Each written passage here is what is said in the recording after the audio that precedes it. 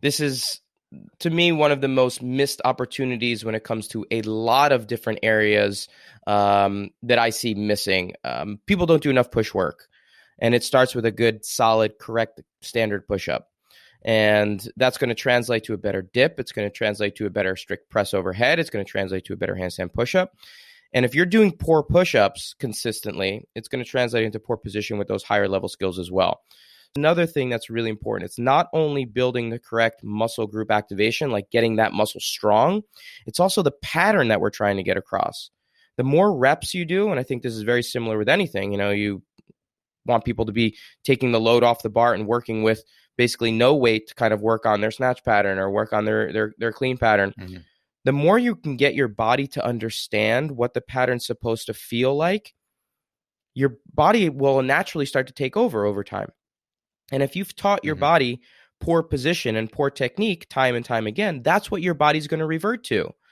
So a lot of times I'll have people kind of do handstand push-ups. Okay, I want to see really great position. Keep the elbows in, really tricep heavy activation. I want to make sure you're doing it correctly. First couple reps look great. And then all of a sudden, after a few reps, their elbows are out, hands are turned out. They're doing much more heavily activated front part of the shoulder. Why is that happening?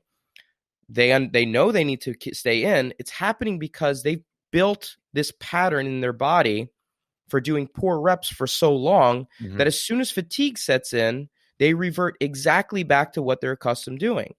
So what we want to do is try to give them a pattern that's correct from a technical perspective so that as fatigue sets in, they revert back to good technique and a good pattern, which is going to create more efficiency.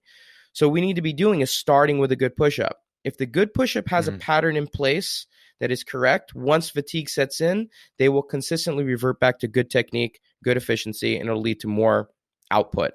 So for me, a standard push-up is something that every single one of our listeners need to be doing more of. But if you're only feeling the front part of the shoulders working, something is missing. It should be feeling like your triceps are fatiguing on you a ton. That's why you really need a lot of tricep strength to do a good pushing action correctly. And that'll translate to a better handstand push-up as well.